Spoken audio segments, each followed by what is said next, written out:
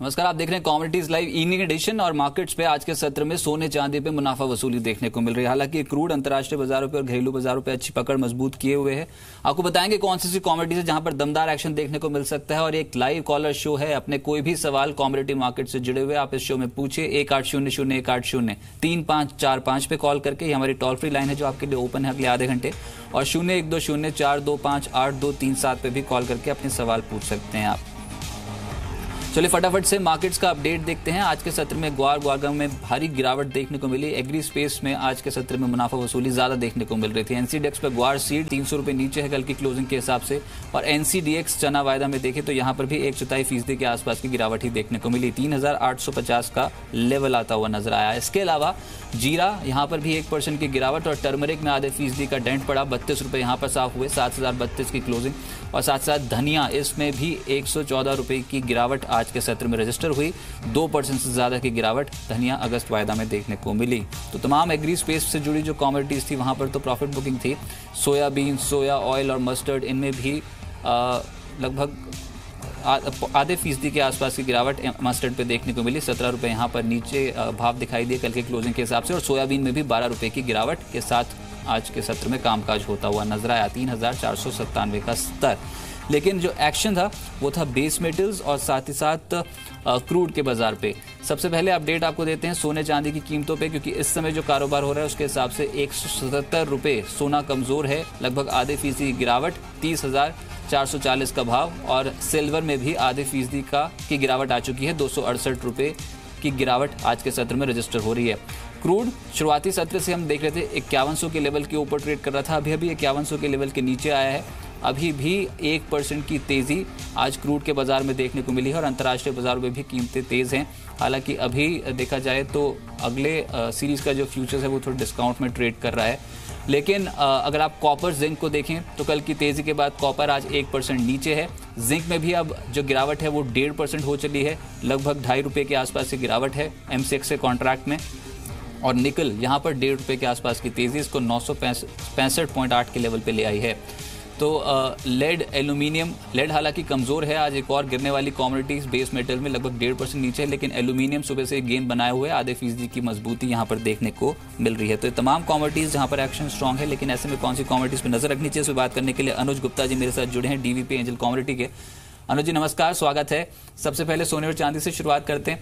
क्या लग रहा है आज यहाँ से और फिसलेंगे या फिर अब खरीदारी का मौका? रजत जी देखिए, गोल्ड सिल्वर में देखें तो जो ट्रेंड है वो नेगेटिव है। अगर हम लास्ट वीक को ही देखें तो वहाँ भी नेगेटिव क्लोजिंग हुई थी। और अगर हम देखें तो आज मार्केट मॉर्निंग से ही गिरता हुआ दिखाई दिया। साथ में हमने जो कल यूएस के डेटा देखे थे वो थोड़े पॉजिटिव आए थे, जिसकी वजह से गोल्ड सिल्वर में सेलिंग आती हुई दिखाई दी। और अगर हम देखें तो करंटली कॉमेक्स में गोल्ड 1250 के नीचे डॉलर वाइज नीचे आता हुआ दिखाई दिया है। हमें लगता है कि आगे भी जो ट्रेंड रहेगा वो थोड़ा नेगेटिव हो सकता है। और MCX के अंदर भी अब 30,500 का जो एक स्तर बनाया था वो भी ब्रेक कर दिया है। तो मुझे लगता है कि गोल्ड के अंदर अब थोड़ी सेलिंग प्रेशर यहाँ पर हावी हो सकता है। और एक्सपेक्टेड है कि नीचे करीबन 30 या 300 तक के लेवल और देखने को मिल सकते हैं। मींस कॉमेक्स साइज देखें तो $1240 तक लेवल देखने को मिल सकते हैं।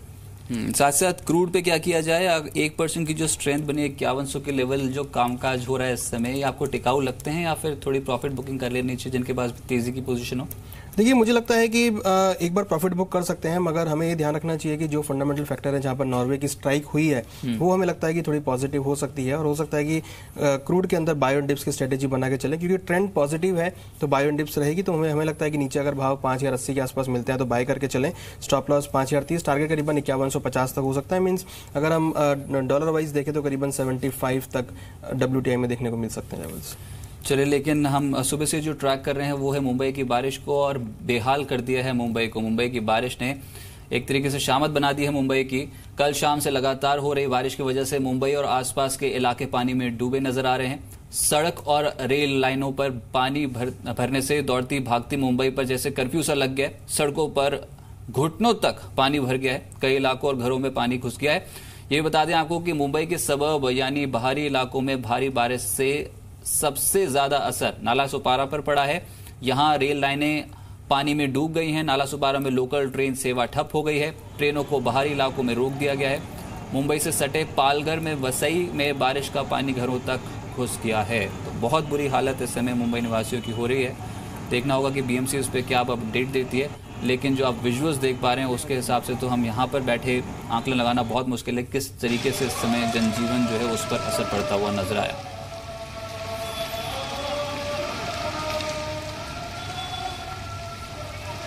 मुंबई और उसके सटे इलाकों में कई प्राइवेट स्कूलों में छुट्टियां घोषित की गई हैं। ठाणे के सभी स्कूल अब बंद रहेंगे। महाराष्ट्र में भारी बारिश का अलर्ट जारी कर दिया गया।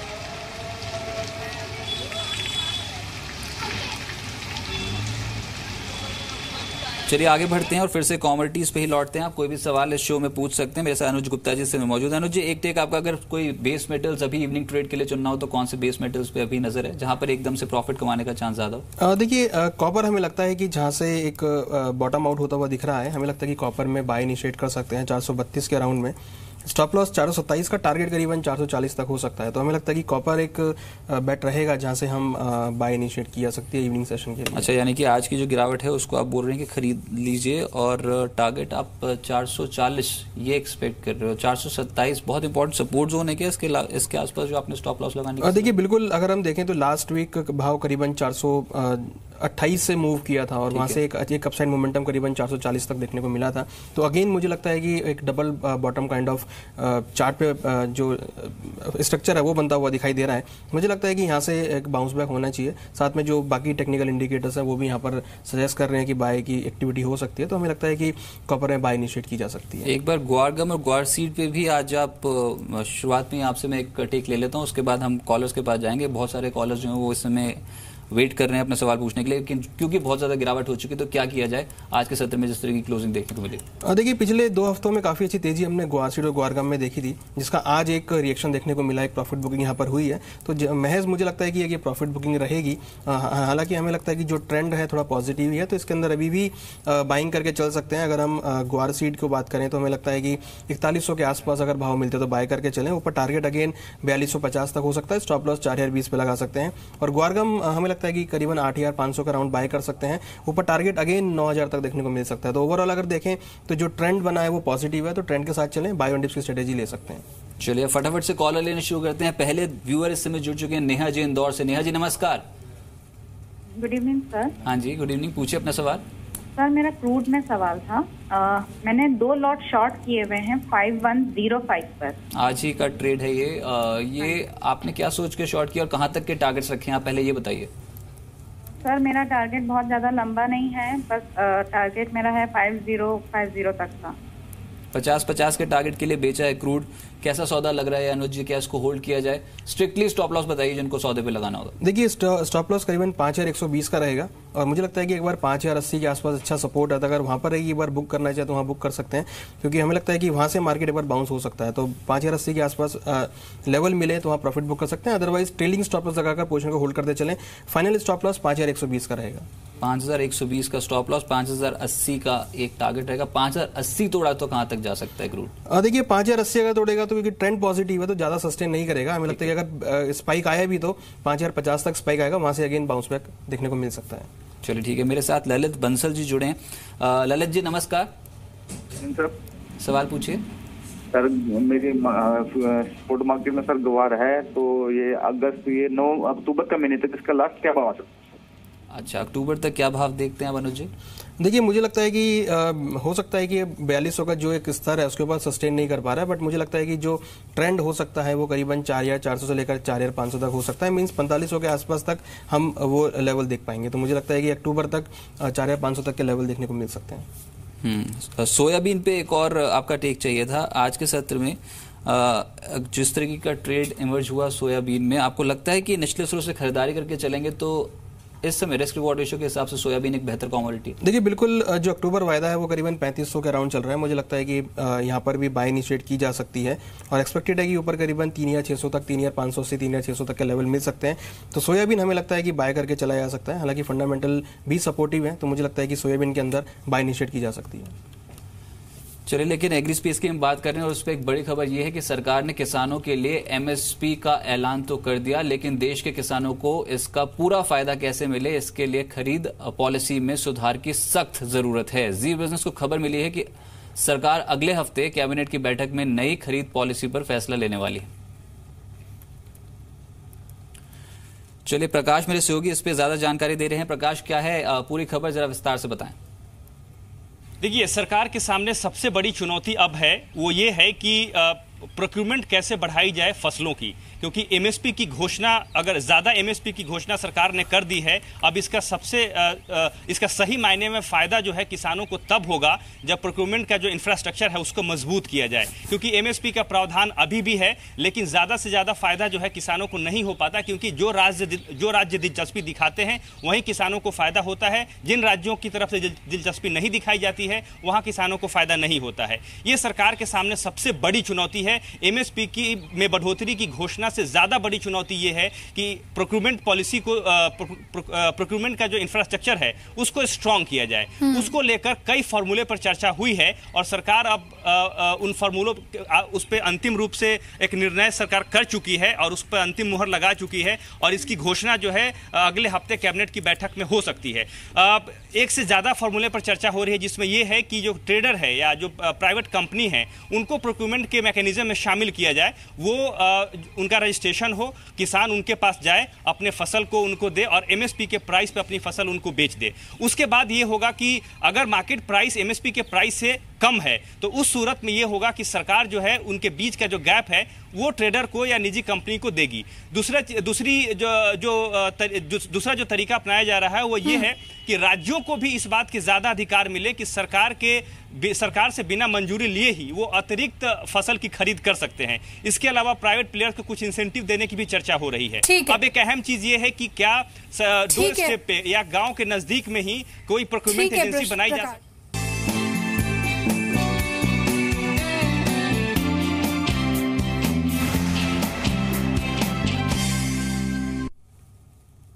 ब्रेक के बाद आपका स्वागत है। मेरे साथ अनुज गुप्ता जी जुड़े हैं, समीर सालवी जुड़े हैं और दोनों आपकी मदद करेंगे कौन सी कमोडिटीज पे पैसा जल्दी से जल्दी और ज्यादा से ज्यादा बन सकता है। कृष्ण मोहन जी मेरे साथ इस समय ग्वालियर से लाइन पे हैं। कृष्ण मोहन जी नमस्कार। सर नमस्कार सर। हाँ जी, सवाल पूछिए। सर निवेदन ये है मेरा, सर मेरा mentha sir 5 lot sir minus है, काफी दिन हो गए सर, मेन्था उल्टा जा रहा है ऊपर और सर टर्म के बाद लोग चाहूंगा, मैं पूछना चाहूंगा सर। भाव बताइए जो आप बिकवाली करके बैठे हो, किस भाव पे? मैंने सर 11 से 50 पर लिया था सर मेन्था। 1400 के ऊपर के भाव है अभी। तो एक बार मैं दोनों से पूछ लेता हूँ। पहले समीर जी आप बताइए, मेन्था पे आप क्या मानते हैं, तेजी के पीछे कारण कहाँ पर रुकेगा मेन्था का भाव, और जो इनकी जो बिकवाली की पोजीशन पड़ी है हैवी क्वांटिटी, क्या किया जाए इसका? जी हाँ, अगर मेन्था की बात करें तो अभी जुलाई कॉन्ट्रैक्ट नियर अबाउट 1470 के भाव पे ट्रेड हो रहा है। यहाँ से एक अच्छा रेजिस्टेंस है नियर अबाउट 15,050 तक हम तेजी देख सकते हैं मेन्था में। सो मेरी सलाह यही रहेगा, इन्हें अगर 1100 लेवल पे इन्होंने अगर शॉर्ट किया है तो आई थिंक 1550 का हम एक अपसाइड देख सकते हैं। तो 1550 के ऊपर का एक स्टॉप लॉस रख के उन्हें पोजीशन होल्ड करनी चाहिए। 1550 का स्टॉप लॉस भी घाटे को बहुत ज्यादा बढ़ा देगा। अनुज जी क्या करें, 1150 के लेवल की बिकवाली की पोजीशन बढ़िया सर? देखिए मुझे लगता है कि जो ट्रेंड पकड़ा है मेन्था ने वो पॉजिटिव है और अभी जो भाव है थोड़े रेजिस्टेंस जोन पर आए हैं, तो मुझे लगता है कि एक बार अगर करेक्शन मिलता है 1400 के आसपास तक तो उसमें निकल जाएं, क्योंकि हमें लगता है कि आने वाले दिनों में इसमें तेजी बरकरार रह सकती है और एक्सपेक्टेड है कि एक बार अगेन 1500 से लेकर 1600 तक के भाव देखने को मिल सकते हैं। तो बेटर है कि जो भी डिप मिलता है उसमें एग्जिट कर लें। आकाश जी मेरे साथ लाइन पे हैं मुजफ्फरनगर से। आकाश जी नमस्कार। नमस्कार सर। हाँ जी, सवाल पूछिए। जी सवाल पूछिए सर। मेरा सर कच्चे तेल पे सवाल है सर। पोजीशन है बना ली है कि बनानी है अभी? नहीं सर, मैंने पोजीशन बनाई नहीं। आज इवनिंग सेशन में सर कच्चे तेल में क्या करना चाहिए करंट रेट पे? अच्छा समीर जी, आप क्या मानते हैं, कच्चे तेल में जो तेजी बनी थी शुरुआती सत्र में वो अभी इवनिंग ट्रेड के लिए जारी रहेगी, या फिर अब अगर सौदा ओपन करना हो, नया फ्रेश पोजीशन बनानी तो क्या बनाई जाए? जी हाँ, क्रूड में हम एक ऑलमोस्ट लास्ट वीक से हम एट डाउन साइड 4,900 का लेवल देख रहे हैं एंड अप साइड इसमें कैप है नियर अबाउट 5,100 का। सो अगर हमें एक बाउंस मिलता है 5,050 के आसपास तो हमें सेल करना चाहिए with stop loss of 5,100 and again हम एट डाउन साइड 4,950 के भाव देख सकते हैं। और आप इवनिंग ट्रेड के लिए क्या अनुज आप क्या सजेस्ट करते हैं? आपने भी बताया था कि 5080 बहुत इंपॉर्टेंट लेवल है, लग रहा है इसके नीचे जाएगा इवनिंग ट्रेड में? देखिए अगर डिप मिलता है तो बाय करके चलना चाहिए। ट्रेंड पॉजिटिव है तो ट्रेंड के साथ ही रहना ठीक रहेगा। मुझे लगता है कि जो भी डिप मिलता है वहाँ बाय नीचे करके चलें। चलिए आनंद जी से बात करते हैं, उज्जैन से लाइन पे हैं। आनंद जी नमस्कार। जी सर नमस्कार। सवाल पूछिए। अरे सर सवाल था कि क्या चने का भाव 44 रुपए कब तक हो जाएगा? अच्छा, चने का स्टॉक है इनके पास। अनुज जी क्या करना चाहिए? यहाँ लग रहा है कि तेजी बढ़ती हुई नजर आएगी। देखिए चने के अंदर भी जो ट्रेंड पकड़ा है वो ऊपर का ही पकड़ा है, तेजी का ट्रेंड पकड़ा है। हालांकि आज थोड़ी प्रॉफिट बुकिंग हुई है, मुझे लगता है कि अभी एक आध दिन और प्रॉफिट बुकिंग हो सकती है। और अगर भाव नीचे करीबन 3780 या 3700 के आसपास मिलते हैं तो बाय करके चल सकते हैं। ऊपर अगेन हमें लगता है कि 3900 के आसपास तक लेवल देखने को मिल सकता है, तो इसमें भी बाय ऑन डिप्स की स्ट्रेटेजी यूज कर सकते हैं। अच्छा समीर जी, आपकी क्या राय है चने पे? लग रहा है कि 4000 के ऊपर के भाव देखने को मिलेंगे? जी हाँ, बाय ऑन डिप स्ट्रैटेजी रहेगी चने में नियर अबाउट 3750 के आसपास हमें बाय करना चाहिए। एंड अगेन हम 3900 के भाव देख सकते हैं। ओके समीर जी, मसालों में क्या किया जाए? जीरा और टर्मरिक, इनके वायदा में क्या कुछ बेचने की अभी अपॉर्चुनिटी है या फिर खरीदारी करके चलें? जी हाँ, जीरा में आज सेशन देखा था ऑलमोस्ट 1% हम बेरिश क्लोज हुआ है जीरा कॉन्ट्रैक्ट। सो एक्सपेक्टेड है एक जीरा में 18,500 का जो अगस्त कॉन्ट्रैक्ट है इसमें काफ़ी अच्छा सपोर्ट है। इफ अगर ये 18,500 ब्रेक डाउन दे देता है काउंटर तो 18,000 के आसपास हम भाव देख सकते हैं। सो कल के सेशन के लिए हमें बिकवाली करके ट्रेड करना चाहिए जीरा में। एज वेल एज टर्मरिक की बात करें तो टर्मरिक में भी हम नियर अबाउट 6,900 के भाव एक्सपेक्टेड है। तो बिकवाली करके चलना चाहिए जीरा और टर्मरिक में। आपकी राय? मेरे साथ गोपाल जी जुड़े हैं अब। गोपाल जी नमस्कार, सवाल पूछिए। सर मेरे जीरे से सवाल है सर। ये जीरा है मेरे पास में 200 बोरी। मैं किसान हूँ, आगे 10-15 दिन में जीरे के बारे में बताइए। अच्छा समीर जी, अब ये थोड़ा ना आप 10-15 दिन का अगर व्यू दे पाए जीरे पे, आपने बोला कि थोड़ी नाफा वसूली ज्यादा देखने को मिलेगी, लेकिन लोअर कैप और अपर कैप यानी कि गिरावट में कितना जा सकता है और तेजी पकड़ी तो कहां तक जा सकता है जीरा अगले 10 से 15 सेशन में, ये बताएं। जी हाँ, जीरा में अगर हम लास्ट एक मंथ का 1-1.5 महीने का अगर ट्रेड देखें तो नियर अबाउट 16,300 से जो रैली हुई है, ऑलमोस्ट 2,000 रुपीज की जो रैली हुई है, सो हम एक्सपेक्टेड है थोड़ा प्रॉफिट बुकिंग देख सकते हैं काउंटर में। एट अपर साइड इसमें रेजिस्टेंस लेवल है 18,900 का एक अहम रेजिस्टेंस है और अभी थोड़ा प्रॉफिट बुकिंग देख सकते हैं तो हम नियर अबाउट 17,800 टू 17,600 तक भाव देख सकते हैं। अनुज जी, आप भी बोल रहे हैं क्या यहाँ पर जीरा के भाव नीचे जाएंगे? अभी 18,000 के नीचे जाने की कितनी प्रोबेबिलिटी है, या फिर तेजी पकड़ी तो कहां तक जा सकता है एनसीडी? देखिए जीरे के अंदर ट्रेंड पॉजिटिव है। हालांकि आज एक प्रॉफिट बुकिंग मिली है, पिछले 2 दिन से एक प्रॉफिट बुकिंग हो रही है। मुझे लगता है कि अगर भाव नीचे 18,300 तक आते हैं तो अगेन बाय कर सकते हैं। जैसा कि किसान है, इनके पास माल पड़ा हुआ तो होल्ड करना चाहिए। हमें लगता है कि 10 से 15 दिनों में अगेन 19,500 से लेकर 20,000 तक के लेवल देखने को मिल सकते हैं। तो जो पोजीशन है इनकी, इसको ये होल्ड करके चल सकते हैं। अच्छा, मेरे साथ पंकज जी गुरुग्राम से हैं। पंकज जी नमस्कार। नमस्कार जी। सवाल पूछिए। सर मस्टर्ड सीड में आगे का फ्यूचर क्या रह सकता है? अच्छा अनुज जी बताएं, मस्टर्ड पे लग रहा है कि तेजी बनेगी क्या?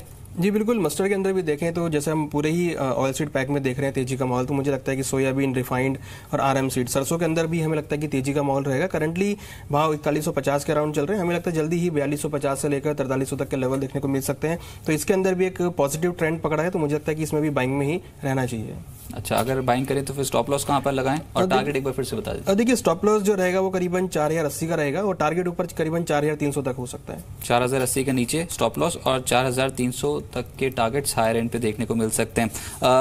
एक बार समीर जी आपसे मैंने क्रूड नहीं पूछा, क्रूड पे आप क्या, इनफैक्ट क्रूड हो गया, गोल्ड और सिल्वर, ये आज के सत्र माफ कीजिएगा जहां पर जो बिकवाली हो रही है, पहले मैं सौदा वो वाला लूंगा क्योंकि आज सोने और चांदी पे एकदम से प्रॉफिट बुकिंग फिर से हावी होती हुई नजर आई है। लग रहा है कि इवनिंग ट्रेड पे दोबारा से खरीद लेना चाहिए इन स्तरों पर सोने और चांदी में से किसी भी कमोडिटी को।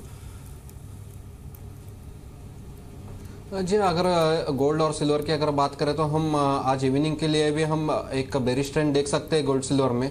सो स्ट्रेटेजी आज के लिए वही सेल ऑन राइज ही रहेगी। अच्छा। गोल्ड नियर अबाउट हमें 30,550 टू 600 के रेंज में सेल करना है एंड अगेन हम डाउन साइड एक्सपेक्टेड है 30,300 टू 30,250 लेवल। अगर चांदी की बात करें तो चांदी भी हमें आज वीक वाली देख रहे हैं इवनिंग सेशन में।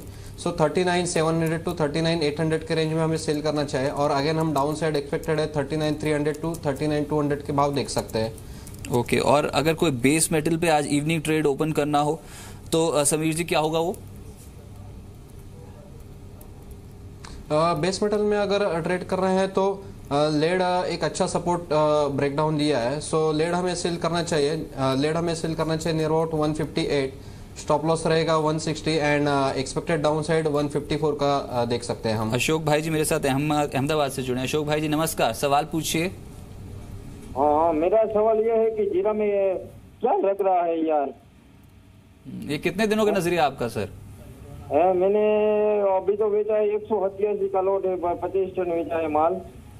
अच्छा, अनुज जी बताएं, अगर शॉर्ट टर्म के लिए कोई नजरिया रखना हो तो क्या रखें जीरा?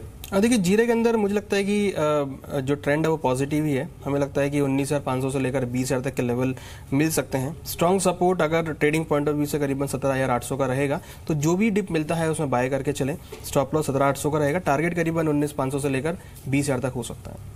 चलिए, ये तो है कि आज बाजार पे क्या एक्शन है, उस कमोडिटीज पे अपडेट और आपके सवालों के जवाब। लेकिन कौन सी 3 ऐसी कमोडिटीज हैं जो बहुत ही शॉर्ट टर्म में आपको मुनाफा दिला सकती हैं? रैपिड फायर कमोडिटीज देखते हैं।